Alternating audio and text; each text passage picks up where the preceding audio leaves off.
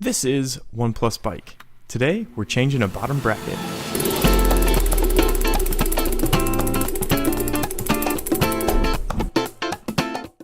The first thing you want to do is remove your bottom bracket.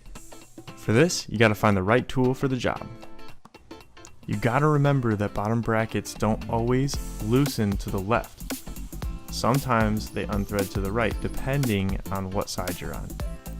After cleaning out my bottom bracket cartridge and making sure everything was ready to go, I took mine to a shop to have them install my new bottom bracket piece because I didn't have the tool.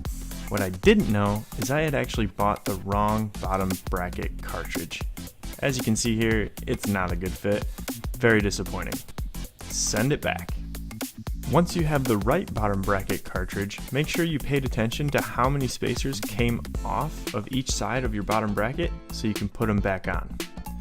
Put those spacers on and thread in each side of the cartridge. This is just a tool to make threading it on a little easier.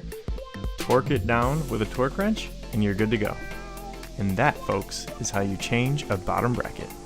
If you have ever wondered what it takes to become a professional cross-country mountain biker, you are in luck.